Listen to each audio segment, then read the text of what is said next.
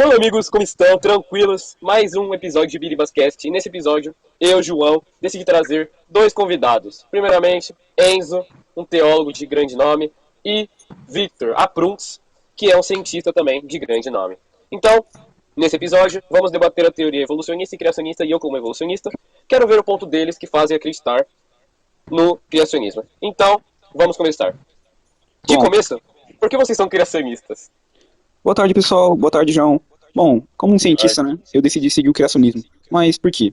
Eu não sigo completamente o evolucionismo, porque algumas considerações que eu tenho aqui, como a complexidade ali, né, a precisão dos sistemas biológicos, muitas vezes sugerem uma origem inteligente, em vez de processos aleatórios. Além disso, a dificuldade em explicar como a vida começou e a falta de transições suaves e contínuas ali no registro fóssil indicam que a evolução por seleção natural e mutações aleatórias pode não contar toda a história. Um evento marcante para mim, né, foi uma experiência pessoal de cura, em um momento difícil de minha vida ali, enfrentei uma condição de saúde que parecia sem solução. Após orações e apoio espiritual, houve uma recuperação notável, né? Inexplicável na minha vida. Conforme os médicos estavam ali céticos sobre a possibilidade de cura, essa experiência me fez refletir muito, muito profundamente sobre a presença de algum Deus para mim. E essa cura foi um sinal claro de que há algo mais além dos processos naturais, o que reforçou ali mais ainda a minha crença em Criador. Ótima resposta, ótima resposta. E você, Enzo? Bom, pra mim, eu vejo assim, a criação, a nossa criação, ela não pode ter simplesmente sido várias ocorrências aleatórias, várias super coincidências que de algum modo ficaram perfeitamente alinhadas e deram completamente certo. Isso pra mim só reforça que tem que ser criado. Pensa, alguns também evolucionistas, eles falam que veio da sopa primordial e não sei o que, não sei o que, mas essa sopa primordial, de onde que ela veio? Qual foi a primeira célula que se dividiu para criar tudo nesse mundo? Beleza, beleza. Ótimas respostas, ótimas respostas. Gostei, gostei. Então, seguindo para outra pergunta. Quais critérios fazem vocês não acreditar no evolucionismo? Bom, reforçando aí, né, o que o Enzo disse, realmente, né, nem a ciência consegue explicar como tudo isso começou. E tem alguns pontos que me fazem questionar esse evolucionismo, especialmente quando eu penso no DNA. Primeiro ali, muitas estruturas biológicas, né, incluindo o DNA, são muito complexas. É uma coisa muito complexa.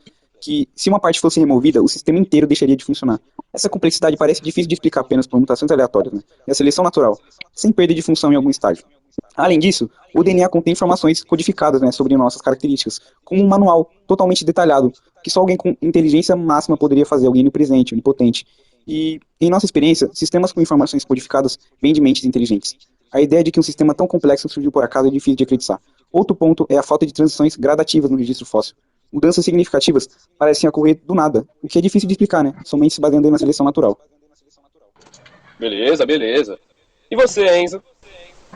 Bom, pra mim eu diria que especialmente por causa do Big Bang, né? Porque além de ele quebrar a segunda lei da termodinâmica, que é a lei da entropia, que diz que tudo que tá em ordem só parte pra desordem e não o contrário.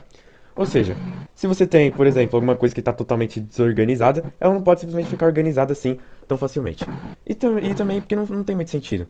Pense comigo. Se o universo ele apenas se comprime e se expande repetidamente ao longo de bilhões de anos, como que ele surgiu? Porque esse processo ele precisou de um início. E pra mim, esse início só pode ser obra de um criador. Porque tem que ser criado. E eu sei que o que eu vou falar agora pode ser um pouco contraditório, mas é uma grande frase de um filósofo grego chamado Parmênides que eu levo pra minha vida. Do nada, nada se fez. Beleza, beleza. Ótimas respostas. Gostei da sua citação do Parmênides. Gostei, gostei. Seguindo, próxima pergunta. Quais traços da natureza ou do próprio ser humano refletem nesse suposto criador? Bom, né, ali, alguns aspectos da natureza, né, e do ser humano podem sugerir a presença de um criador. A complexidade do DNA, como eu já tinha falado, é um manual detalhado, né, e que constrói nossa vida, que faz a gente pensar e raciocinar. Isso indica aí um planejamento de alguém que só como um Deus conseguiria fazer. A beleza encontrada na natureza, desde as paisagens até detalhes minúsculos, pode refletir com certeza um criador que valoriza a harmonia. Além disso, a nossa capacidade de pensar sobre nós mesmos e fazer nossas próprias escolhas sugere algo além do que a evolução natural consegue. E as leis da física, que funcionam com tanta precisão, também podem parecer sinais de um design inteligente, como eu havia falado. Esses pontos fazem muitos, como eu também, acreditar que há um criador por trás de tudo isso. Algo tão perfeito. Beleza, beleza. Boa resposta, achei interessante. E você, Enzo?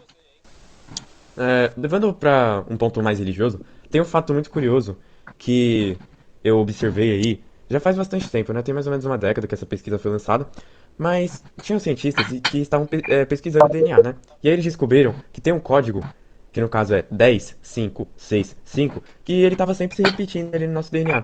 E eles decidiram pegar esse código e alinhar com o alfabeto hebraico. E eles perceberam que formaram as letras Yod, Re, Vav, Re. Ou seja, YHWH, um tetragrama que ele apresenta exatamente as iniciais de Yahweh, ou Jeová em português, o nome de Deus em hebraico. Ou seja, para mim, toda obra de arte tem a assinatura do seu pintor. Ótimas respostas. Gostei dessa citação aí do DNA. Eu não sabia disso. É muito interessante isso. Então, seguindo para a última pergunta. O que seria Deus? Bom, quando a gente fala sobre um criador, né? Muitos acreditam que Deus é esse ser supremo que criou e continua a sustentar o universo. Falando mais detalhadamente sobre a teoria do design inteligente, por exemplo, sugere que a complexidade do universo, como o DNA e as constantes fundamentais da física, não surgiu por acaso, mas sim por alguém onipotente, onipresente. E para quem defende essa visão, essas características mostram que há uma mente inteligente, né, por trás de tudo isso, planejando e organizando cada detalhe, o universo com um propósito específico. Então, em vez de ser apenas um criador distante, Deus seria alguém que estabelece leis e estruturas para que tudo funcione perfeitamente. Além disso, Deus é visto como todo-poderoso, todo-sabedor, conhecendo e controlando tudo. Muitas tradições também acreditam que ele é a fonte dos princípios morais e do sentido para a vida, ajudando ali a nossas decisões, nosso comportamento. E eu, como cientista, sei que nem a ciência consegue explicar como tudo isso começou, né? E por que a gente não pode crer que só um Deus conseguiria fazer isso? Ótimo, ótimo. E por fim, e você, Enzo? Olha, eu sempre fui cristão, desde que eu era pequenino. E após todos esses anos aí, estudando constantemente a palavra, eu não consigo exatamente concluir o que é Deus. Porque a nossa mente, ela não tem essa capacidade de compreender que existe alguém que pode controlar tudo, criar tudo e principalmente que nos fez por puro amor. Deus é eterno e é simplesmente uma coisa que não entra muito bem na minha cabeça. Porque muitas pessoas geralmente perguntam exatamente assim: quem criou Deus? E eterno significaria que não tem começo, nem meio e nem fim. É a mesma coisa que você tentar imaginar algo que não exista. Simplesmente muito difícil. E pra mim, então, Deus é fisicamente e espiritualmente puro amor. E eu não sei se existe vida fora deste grande geóide que nós estamos, né, a Terra, mas eu não duvido.